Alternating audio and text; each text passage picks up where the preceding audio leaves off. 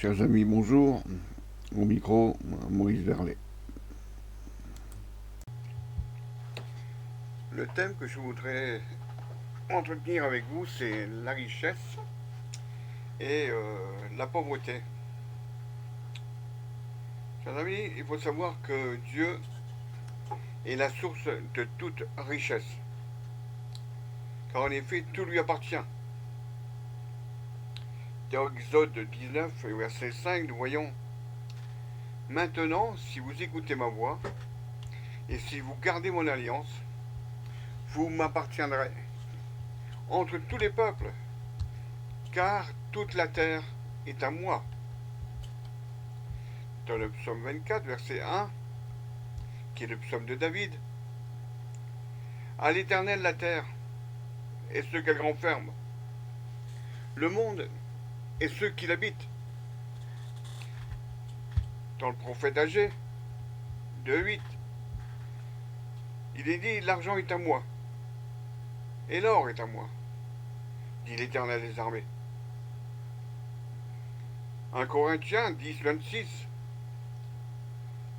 Car la terre est au Seigneur, et tout ce qu'elle renferme. En effet, c'est Dieu qui donne la richesse. Dans Genèse 26, versets 12 et 13, il est dit: Isaac sema dans ce pays, et il recueillit cette année le centuple, car l'Éternel le bénit. Cet homme devint riche, et il alla, s'enrichissant de plus en plus, jusqu'à ce qu'il devint fort riche. Encore dans le Deutéronome, chapitre 8, versets 16 et 18, Ce qui t'a fait manger dans le désert la manne inconnue à tes pères, afin de t'humilier et de t'éprouver pour te faire ensuite du bien. Garde-toi de dire en ton cœur: Ma force et la puissance de ma main m'ont acquis ces richesses. Souviens-toi de l'Éternel ton Dieu, car c'est lui qui te donnera de la force pour les acquérir, afin de confirmer, comme il le fait aujourd'hui, son alliance qu'il a jurée à tes pères.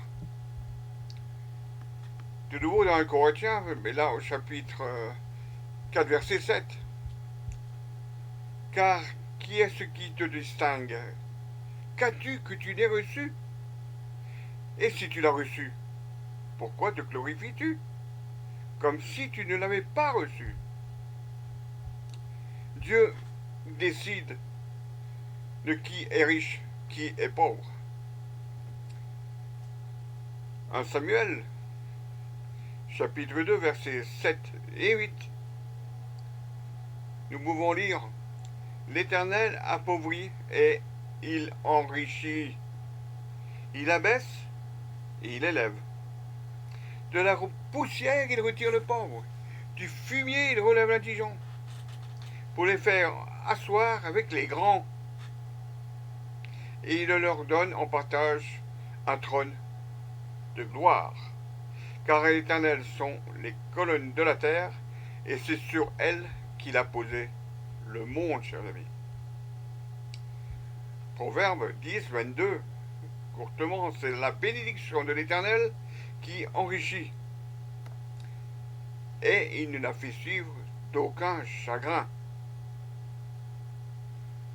De même, toujours dans les Proverbes 22, verset 2, le riche et le pauvre se rencontrent. C'est l'Éternel qui les a fait l'un et l'autre. Parlons des gens riches. Exemple de personnes riches dans la parole de Dieu. Parlerons d'Abraham, premièrement. Dans Genèse 24, au verset 34 et 35, alors il dit: Je suis serviteur d'Abraham, l'Éternel a comblé de bénédictions mon Seigneur qui est devenu puissant. Il lui a donné des brebis et des bœufs, de l'argent et de l'or, des serviteurs et des servantes, des chameaux et des ânes. Voyons Isaac, là également dans les Genèses, 26, versets 12-14. Isaac sema dans ce pays, et il recueillit le centuple car l'Éternel le bénit. Nous en avons fait allusion précédemment. Cet homme devint riche, et il alla s'enrichissant de plus en plus, jusqu'à ce qu'il devint fort riche. Il dit fort riche. Il avait des troupeaux, de menu bétail et des troupeaux, de gros bétail et un grand nombre de serviteurs. Aussi, les Philistins lui portèrent envie. Encore de la Genèse, chapitre 36, verset 7. Car leur richesse était trop considérable pour qu'ils demeurassent ensemble, et la contrée où ils séjournaient ne pouvait plus leur suffire à cause de leurs troupeaux. Il est parlé d'Abraham et de son neveu Lot. Il y a aussi Laban. Genèse 30, versets 9 et 30. Jacob lui dit, tu sais comment je t'ai servi, et c'est que tu es venu dans le troupeau avec moi. Car le peu que tu avais avant moi, avais avant moi, c'est beaucoup accru. Et l'Éternel t'a béni sur mes pas. Maintenant, quand travaillerai-je aussi pour ma maison? On peut comprendre la réflexion qu'il a, n'est-ce pas? Josaphat, 2 Chroniques, 17,5. Il dit l'Éternel a fermé la royauté entre les mains de Josaphat, à qui tout Juda apportait des présents, et qui eut en abondance des richesses et de la gloire. Il y a aussi Nabal. 1 Samuel 25, versets 2 et 3. Il y avait à Mahon un homme fort riche, possédant des biens à Carmel. Il avait 3000 brebis et 1000 chèvres, et il se trouvait à Carmel pour la tonte de ses brebis. Le nom de cet homme était Nabal, et sa femme s'appelait Abigail. C'était une femme de bon sens et belle de figure, mais l'homme était dur et méchant dans ses actions. Il descendait de Caleb. Pour ceux qui connaissent la parole, Abigail, c'est un nom qui dit quelque chose, n'est-ce pas? David, oui, David, le roi David. 2 Samuel 5, verset 9-13. David s'établit dans la forteresse, il appela la cité de David. Il fit de tous ses côtés des constructions dehors et en dedans de Milo, ou Milo. David devenait de son plus en plus grand, de plus en plus grand. Et l'Éternel, le Dieu des armées, était avec lui.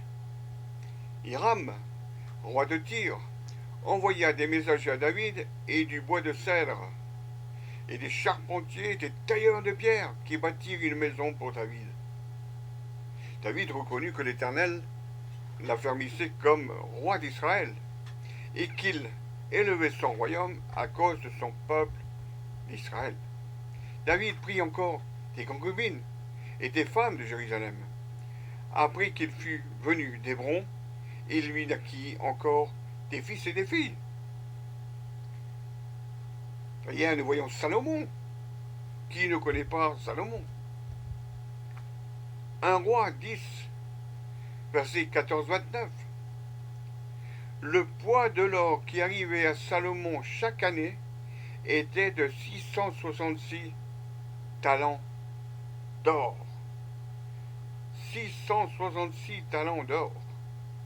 Outre ce qu'il retirait des négociations et du trafic des marchands, de tous les rois d'Arabie et des gouverneurs du pays, le roi Salomon fit 200 grands boucliers d'or battus, pour chacun desquels il employa 600 cycles d'or, et 300 autres boucliers d'or battus pour chacun desquels il employa 3 mines d'or. Et le roi les mit dans la maison de la forêt du Liban. Le roi fit un grand trône d'ivoire et le couvrit d'or pur. Ce trône avait 6 degrés et la partie supérieure en était arrondie par derrière. Il y avait des bras de chaque côté du siège. 2 lions étaient près des bras. Et 12 lions sur les 6 degrés de part et d'autre. Il ne s'est rien fait de pareil pour aucun royaume. Toutes les coupes du roi Salomon étaient d'or, et toute la vaisselle de la maison de la forêt du Liban était d'or pur. Rien n'était d'argent. On n'en faisait aucun cas du don de Salomon, car le roi avait en mer des navires de Tarsis avec ceux de Hiram, et tous les 3 ans arrivaient les navires de Tarsis apportant de l'or et de l'argent, de l'ivoire, des singes, des paons. Le roi Salomon fut plus grand que tous les rois de la terre par les richesses, et tout le monde cherchait à voir Salomon pour entendre la sagesse que Dieu avait mis dans son cœur. Chacun apportait son présent, des objets d'argent, des objets d'or, des vêtements, des armes, des aromates, des chevaux, des mulets. Et il en était ainsi chaque année. Salomon rassembla des chars, de la cavalerie. Il avait 1400 chars et 12 000 cavaliers qu'il plaça dans les villes où il tenait ses chars et à Jérusalem près du roi. Le roi rendit l'argent aussi commun à Jérusalem que les pierres, et les cèdres aussi nombreux que les sycomores qui croissent dans la plaine. C'était de l'Égypte que Salomon tirait ses chevaux. Une caravane de marchands du roi les allait chercher par troupes à un prix fixe. Un char montait et sortait d'Égypte pour 600 cycles d'argent et un cheval pour 150 cycles. Il en a mené de même avec eux pour tous les rois des Étiens et pour les rois de Syrie. Pouvez-vous vous imaginer cette richesse que possédait Salomon? Rien qu'en écoutant ce que nous venons de lire, c'est quand même quelque chose de phénoménal. Nous avons encore Jacob, Genèse 30, verset 43. Cet homme devint de plus en plus riche, et il eut du menu bétail en abondance, des servantes et des serviteurs, des chameaux et des ânes. Eh oui, Job. Qui n'a pas entendu parler de Job? Job 1, 3. Il y avait dans le pays un homme qui s'appelait Job. Et cet homme était intègre et droit. Il craignait Dieu et se détournait du mal. Cet homme était intègre et droit. Ceci a une grande valeur, a une grande importance pour la suite. Il lui naquit 7 fils, 3 filles. Il possédait 7000 brebis, 3000 chameaux, 500 paires de bœufs, 500 ânesses et un très grand nombre de serviteurs. Et cet homme était le plus considérable de tous les fils d'Orient. Nous avons dans le Nouveau Testament Joseph d'Arimathée, dans Matthieu 27, verset 57. Le soir, étant venu, arriva un homme riche d'Arimathée, nommé Joseph, lequel était aussi disciple de Jésus. Quand nous lisons cela, nous constatons quoi? Que la richesse n'est pas une source de séparation avec Dieu, puisque nous voyons là que Joseph d'Arimathée était disciple de Jésus. Alors, parlons du moyen d'acquérir les richesses. La prospérité, c'est une récompense de Dieu pour la justice, premièrement. Dans le psaume 25, versets 12-13, il est mentionné: quel est l'homme qui craint l'Éternel? L'Éternel lui montre la voie qu'il doit suivre, doit choisir. Son âme reposera dans le bonheur, et sa postérité possédera le pays. Toujours dans les psaumes, chapitre 112, versets 1 à 3. Louez l'Éternel. Heureux l'homme qui craint l'Éternel, qui trouve un grand plaisir à ses commandements. Sa postérité sera puissante sur la terre. La génération des hommes droits sera bénie. Il a dans sa maison bien-être et richesse, et sa justice subsiste à jamais. Dans le Proverbe 10-22, c'est la bénédiction de l'Éternel qui enrichit, et il ne la fait suivre d'aucun chagrin. Le méchant peut aussi être riche. Toujours dans Job, que nous avons vu, 21, 7, 13. Pourquoi les méchants vivent-ils? Pourquoi les voit-on vieillir et accroître leur force? Leur postérité s'affermit avec eux et en leur présence. Leurs rejetons prospèrent sous leurs yeux. Dans leur maison règne la paix, sans mélange de crainte. La verge de Dieu ne vient pas les frapper. Leurs taureaux sont vigoureux et féconds. Leurs génisses conçoivent et n'avortent point. Ils laissent courir leurs enfants comme des brebis, et les enfants prennent leurs ébats. Ils chantent au son du tambourin, de l'harpe, ils se réjouissent au son du chameau. Ils passent leur jour dans le bonheur, et ils descendent un instant au séjour des morts. Devenir âpre au gain et tomber dans le péché. Proverbe 15, verset 27 nous relate: celui qui est avide de gain trouble sa maison, mais celui qui est les présents vivra. Dans 1 Timothée 6, verset 9-10, mais ceux qui veulent s'enrichir tombent dans la tentation, dans le piège, étant beaucoup de désirs insensés et pernicieux, qui plongent les hommes dans la ruine et la perdition. Car l'amour de l'argent est une racine de tous les maux, et quelques-uns, en étant possédés, se sont égarés loin de la foi, et se sont jetés eux-mêmes dans bien des tourments. Se confier en elle, confier dans les richesses. Jean, chapitre 11, 24, 28. Je sais, lui répondit Marthe, qu'il ressuscitera à la résurrection au dernier jour. Jésus lui dit: je suis la résurrection et la vie. Celui qui croit en moi vivra, quand même il serait mort.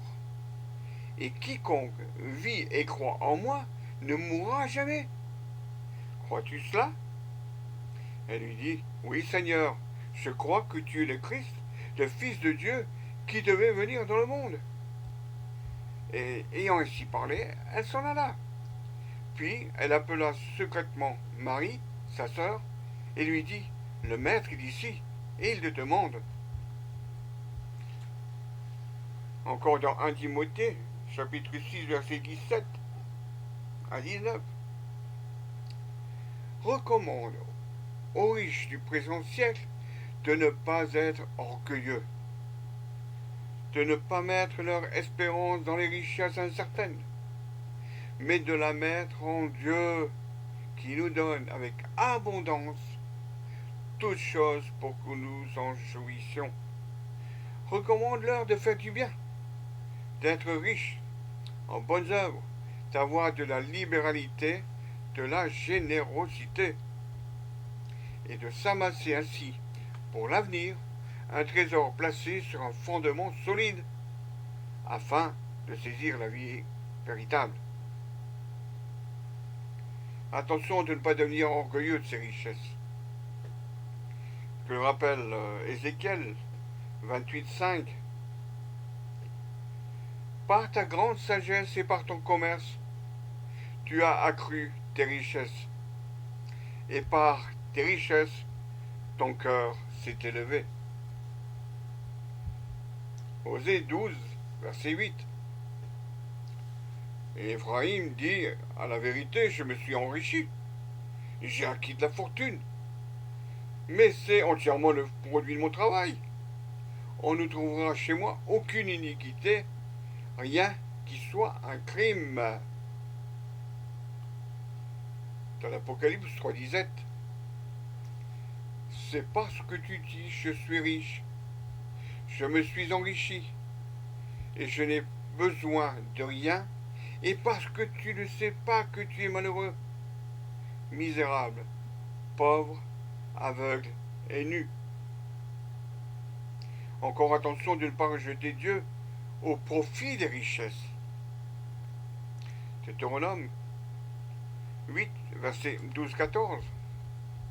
Lorsque tu mangeras et te rassasieras, lorsque tu bâtiras et habiteras de belles maisons, lorsque tu verras multiplier ton gros et ton menu bétail, s'augmenter ton argent et ton or, et s'accroître tout ce qui est à toi.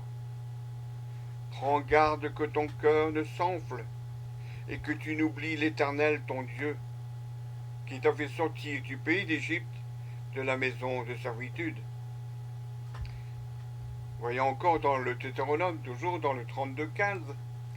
Israël est devenu grand, il a regimbé, il est devenu gras, épais et replé. Il a abandonné Dieu, son Créateur, il a méprisé le rocher de son salut. Encore une autre lecture, si vous voulez bien, dans Néhémie, chapitre 9, versets 25-26. Ils devinrent maîtres de la ville fortifiée et de terres fertiles. Ils possédèrent des maisons, remplies de toutes sortes de biens, des citernes creusées, des vignes, des oliviers et des arbres fruitiers en abondance. Ils mangèrent, se rassasièrent, ils s'engraissèrent et ils vécurent dans les délices par la grande bonté, par ta grande bonté. Néanmoins, ils se soulevèrent et se révoltèrent contre toi. Ils jetèrent ta loi derrière leur dos. Ils tuèrent les prophètes qui les conjuraient de revenir à toi. Et ils se livrèrent envers toi à de grands outrages. Alors, nous pouvons avoir des réactions saines en opposition à ce que nous venons de lire, oui. Encore en Néhémie 5, 14, 19. Dès le jour où le roi m'établit leur gouverneur dans le pays de Juda, depuis la 20e année jusqu'à la 32e année du roi Artaxerxès, pendant 12 ans, ni moi ni mes frères n'avons vécu des revenus du gouverneur. Avant moi, les premiers gouverneurs accablaient le peuple et recevaient de lui du pain et du vin, outre 40 cycles d'argent. Leurs serviteurs même opprimaient le peuple, et je n'ai point agi de la sorte, par crainte de l'Éternel. Bien plus, j'ai travaillé la réparation de cette muraille, et nous n'avons acheté aucun champ. Mes serviteurs, tous ensemble, étaient à l'ouvrage. J'avais à ma table 150 hommes, juifs et magistrats, outre ceux qui venaient à nous des nations alentour. On m'a prêté chaque jour un bœuf, 6 moutons choisis et des oiseaux. Et tous les 10 jours, on préparait en abondance tout le vin nécessaire. Malgré cela, je n'ai point réclamé les revenus du gouverneur, parce que les travaux étaient à la charge de ce peuple. Souviens-toi favorablement de moi, ô mon Dieu, à cause de tout ce que j'ai fait pour ce peuple. Nous voyons que les richesses aussi doivent être utilisées pour aider les pauvres. Une chose très importante, si Dieu nous a donné des richesses, c'est pour qu'elles soient bien utilisées. Revenons dans Job, chapitre 29, versets 11-17. L'oreille qui m'entendait me disait heureux. L'œil qui me voyait me rendait témoignage. Car je sauvais le pauvre qui implorait du secours, et l'orphelin qui manquait d'appui. La bénédiction du malheureux venait sur moi, et je remplissais de joie le cœur de la veuve. Je me revêtais de la justice, et je lui servais de vêtements. J'avais ma droiture pour manteau et pour turban. J'étais l'œil de l'aveugle et le pied du boiteux. J'étais le père des misérables, j'examinais la cause de l'inconnu. Je brisais la mâchoire de l'injuste et j'arrachais de ses dents la proie. Luc 19, versets 8-9. Il m'a fermé toute issue, je ne puis passer. Il a répandu des ténèbres sur mes sentiers. Il m'a dépouillé de la gloire, il a enlevé la couronne de ma tête. Dans les Actes des Apôtres, chapitre 4, verset 4. Cependant, beaucoup de ceux qui avaient entendu la parole crurent, et le nombre des hommes s'éleva à environ 5000. Le lendemain, les chefs du peuple, les anciens et les scribes, s'assemblèrent à Jérusalem avec Anne, le souverain sacrificateur, Caïphe, Jean, Alexandre et tous ceux qui étaient de la race des principaux sacrificateurs. Ils firent placer au milieu d'eux Pierre et Jean et leur demandèrent: par quel pouvoir ou au nom de qui avez-vous fait cela? Alors Pierre, rempli du Saint-Esprit, leur dit: chef du peuple et anciens d'Israël, puisque nous sommes interrogés aujourd'hui sur un bienfait accordé à un homme malade, afin que nous disions comment il a été guéri, sachez-le tous, et que tout le peuple d'Israël le sache. C'est par le nom de Jésus-Christ de Nazareth que vous avez crucifié, et que Dieu a ressuscité des morts. C'est par lui que cet homme se présente en pleine santé devant vous. Jésus est la pierre rejetée par vous, qui bâtissez et qui est devenue la principale de l'angle. Il n'y a de salut en aucun autre, car il n'y a sous le ciel aucun autre nom qui ait été donné parmi les hommes pour lequel nous devions être, ou par lequel nous devions être sauvés. Lorsqu'ils virent l'assurance de Pierre et de Jean, ils furent étonnés, sachant que c'étaient des hommes du peuple, sans instruction, et ils les reconnurent pour avoir été avec Jésus. Mais comme ils voyaient là, près d'eux, l'homme qui avait été guéri, ils n'avaient rien à répliquer. Ils leur ordonnèrent de sortir du sang et drain, et ils les libèrent entre eux, disant: que ferons-nous de ces hommes? Car il est manifeste pour tous les habitants de Jérusalem qu'un miracle signalé a été accompli par eux, et nous ne pouvons pas le nier. Mais afin que la chose ne se répande pas davantage parmi le peuple, défendons-leur avec menace de parler désormais à qui que ce soit en ce nom-là. Et les ayant appelés, ils leur défendirent absolument de parler et d'enseigner au nom de Jésus. Pierre et Jean leur répondirent: jugez s'il est juste devant Dieu de vous obéir plutôt qu'à Dieu. Car nous ne pouvons pas ne pas parler de ceux que nous avons vus et entendus. Ils en firent de nouvelles menaces et les relâchèrent, ne sachant comment les punir, à cause du peuple, parce que tous glorifiaient Dieu de ce qui était arrivé. Car l'homme qui avait été l'objet de cette guérison miraculeuse était âgé de plus de 40 ans. Et après avoir été relâchés, ils allèrent vers les leurs et racontèrent tout ce que les principaux sacrificateurs et les anciens leur avaient dit. Lorsqu'ils l'eurent entendu, ils élevèrent la voix à Dieu, tous ensemble, et dirent: Seigneur, toi qui as fait le ciel, la terre, la mer et tout ce qui s'y trouve, c'est toi qui as dit par le Saint-Esprit, par la bouche de notre Père, ton serviteur David, pourquoi ce tumulte parmi les nations et ces vaines pensées parmi les peuples? Les rois de la terre se sont soulevés et les princes se sont ligués contre le Seigneur et contre son oint. En effet, contre son saint serviteur Jésus, que tu as oint, Hérode et Ponce Pilate se sont ligués dans cette ville avec les nations et avec les peuples d'Israël, pour faire tout ce que ta main et ton conseil avaient arrêté d'avance. Maintenant, Seigneur, vois leurs menaces, et donne à tes serviteurs d'annoncer ta parole avec une pleine assurance, en étendant ta main pour qu'il se fasse des guérisons, des miracles, des prodiges, par le nom de ton saint serviteur Jésus. Quand ils eurent prié, le lieu où ils étaient assemblés trembla. Ils furent tous remplis du Saint-Esprit, et ils annoncèrent la parole de Dieu avec assurance. La multitude de ceux qui avaient cru n'étant qu'un cœur, et qu'une même âme, nul ne disait que ces biens lui appartinrent en propre, mais tout était commun entre eux. Les apôtres rendaient avec beaucoup de force témoignage de la résurrection du Seigneur Jésus, et une grande grâce se posait sur eux tous, car il n'y avait parmi eux aucun indigent.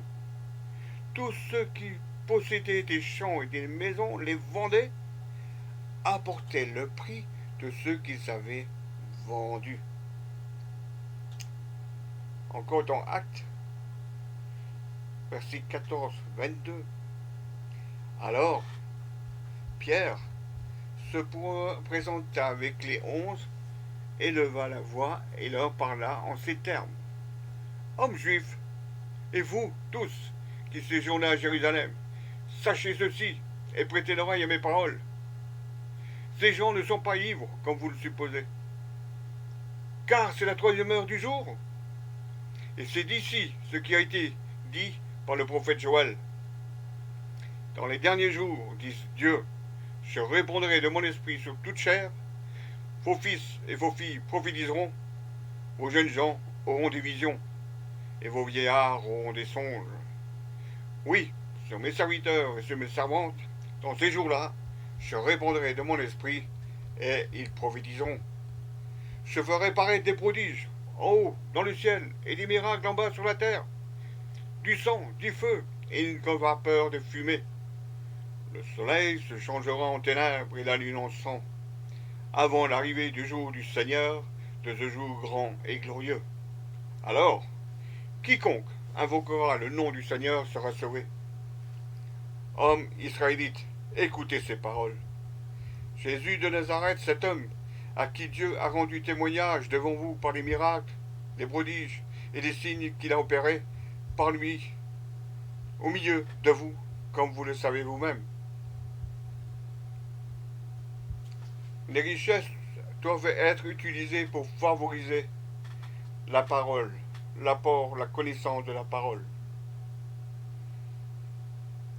L'Ancien Testament, Genèse 32, 14, 22 dit 200 chèvres, 20 boucs, 200 brebis, 20 béliers, 30 femelles de chameaux avec leurs petits qu'elles allaitaient, 40 vaches, 10 taureaux, 20 ânes, 10 ânes.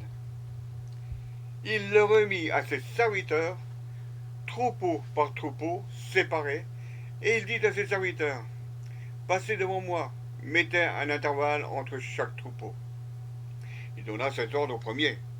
Quand Ésaü, mon frère, te rencontrera et te demandera, à qui es-tu? Où vas-tu? Et à qui appartient ce troupeau devant toi? Tu répondras à ton serviteur Jacob. C'est un présent envoyé à mon serviteur Ésaü. Et voici, il vient lui-même derrière nous. Il donna le même ordre au second, au troisième, et à tous ceux qui suivaient les troupeaux. Et c'est ainsi que vous parlerez à mon seigneur Ésaü quand vous le rencontrerez. Vous direz, voici, ton serviteur Jacob vient aussi derrière nous, car il se disait, je l'apaiserai par ce présent qui va devant moi. Ensuite, je le verrai en face, et peut-être m'accueillera-t-il favorablement. Le présent passa devant lui, et il resta cette nuit-là dans le camp. Il se leva la même nuit, prit ses 2 femmes, ses 2 servantes et ses 11 enfants, et passa le gué de Jadok. Genèse 43, versets 11-15. Israël, leur père, leur dit, puisqu'il le faut, faites ceci. Prenez dans vos sacs les meilleures productions du pays pour emporter un présent à cet homme. Un peu de baume, un peu de miel, des aromates, de la myrrhe, des pistaches, des amandes. Prenez avec vous de l'argent au double et rapportez l'argent qu'on avait mis à l'entrée de vos sacs. Peut-être est-ce une erreur. Prenez votre frère, élevez-vous, retournez vers cet homme. Que le Dieu Tout-Puissant vous fasse trouver grâce devant lui, devant cet homme, et qu'il fasse revenir avec vous votre autre frère et Benjamin. Et moi, si je dois être privé de mes enfants, que j'en sois privé. Ils prirent le présent, ils prirent avec eux de l'argent en double, ainsi que Benjamin. Ils se levèrent, descendirent en Égypte et se présentèrent devant Joseph. Cette histoire qui nous est racontée, c'est l'histoire justement de Joseph qui avait été vendu comme esclave en Égypte par ses frères. Et lors d'une famine, justement, notre patriarche avait envoyé ses enfants en Égypte pour aller chercher de la nourriture.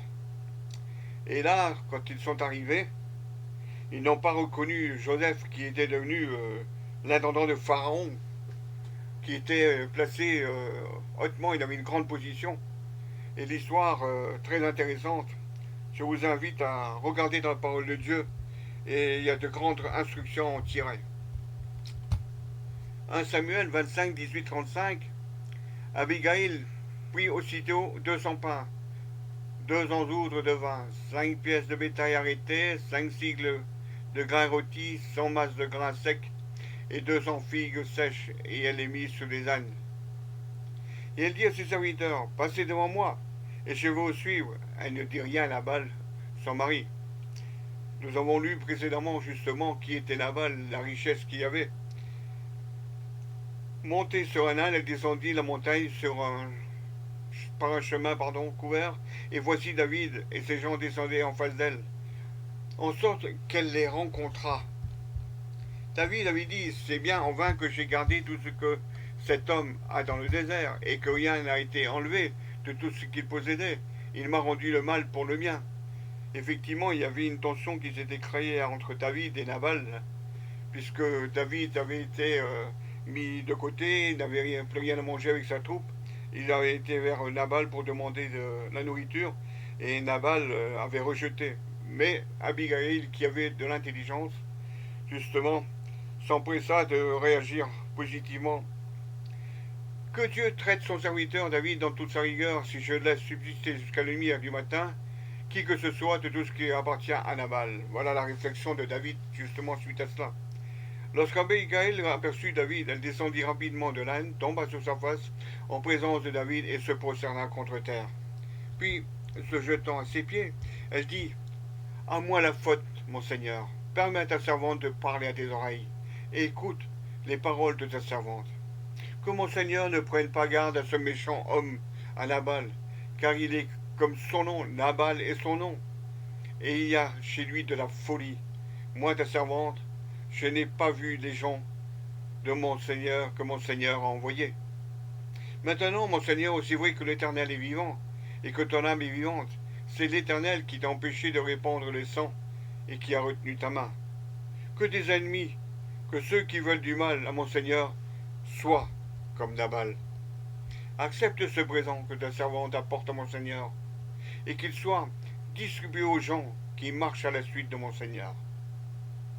Pardonne, je te prie, la faute de ta servante, car l'Éternel fera à mon Seigneur une maison stable. Pardonne, car mon Seigneur soutient les guerres de l'Éternel, et la méchanceté ne se trouvera jamais en toi. S'il s'élève quelqu'un qui te poursuive et qui en veuille à ta vie, l'âme de mon Seigneur sera liée dans le faisceau des vivants auprès de l'Éternel, ton Dieu, et il en sera du creux de la fronde l'âme de tes ennemis. Lorsque l'Éternel aura fait à mon Seigneur tout le bien qu'il t'a annoncé et qu'il aura établi chef sur Israël. Mon Seigneur n'aura ni remords ni souffrance de cœur pour avoir répandu le sang inutile et pour s'être vengé lui-même. Et lorsque l'Éternel aura fait du bien à mon serviteur, à mon Seigneur, pardon, souviens-toi de ta servante. David dit à Abigail, béni soit l'Éternel, le Dieu d'Israël, qui t'a envoyé aujourd'hui à ma rencontre. Béni soit ton bon sens, et béni sois-tu, toi qui m'as empêché en ce jour de répandre le sang, et qui as retenu ma main. Mais l'Éternel, le Dieu d'Israël, qui m'a empêché de te faire du mal, est vivant. Et si tu ne te t'es hâté de venir au-devant de moi, il ne resterait rien de ce qui sera à Nabal ici, à la lumière du matin. Et David prit de la main d'Abigail ce qu'elle lui avait apporté et lui dit, monte en paix dans ta maison. Vois, j'ai écouté ta voix et je t'ai favorablement accueilli.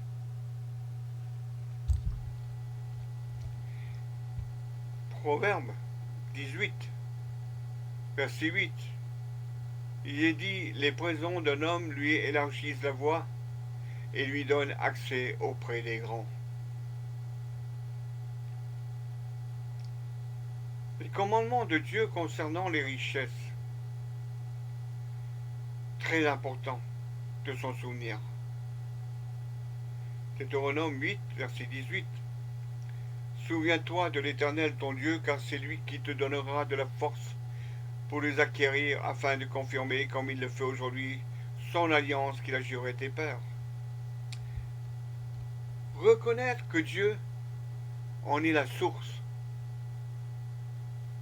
1 Chronique 29, verset 12-13.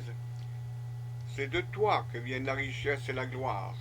C'est toi qui domines sur tout. C'est dans ta main que sont la force et la puissance. Et c'est ta main qui a le pouvoir d'agrandir et d'affermir toutes choses. Maintenant, ô Dieu, nous te louons et nous célébrons ton nom. Glorieux. Encore Osée, que nous avons déjà lu précédemment, chapitre 2, verset 8. Leur mère s'est prostituée. Celle qui les a conçus s'est déshonorée, car elle a dit, j'irai après mes amants, qui me donnent mon pain et mon eau, ma laine et mon lin, mon huile et ma boisson. C'est pourquoi voici, je vais fermer son chemin avec des épines et y élever un mur, afin qu'elle ne trouve plus ses sentiers. Elle poursuivra ses amants et ne les atteindra pas. Elle les cherchera et ne trouvera pas. Puis elle dira, j'irai et je retournerai vers mon premier mari, car alors j'étais plus heureuse que maintenant. Elle n'a pas reconnu que c'était moi qui lui donnais le blé, le mou et l'huile, et l'on a consacré au service de Baal l'argent et l'or que je lui prodiguais. Pourquoi terminer avec justement le prophète Osée? Osée est un des prophètes qui a épousé justement une prostituée, et avec lequel elle a eu 3 enfants. Et quand vous lirez justement ce prophète, je vous invite à le faire, très enrichissant. Vous voyez par là comment le peuple s'est détourné de Dieu, comment le peuple s'est comporté envers Dieu.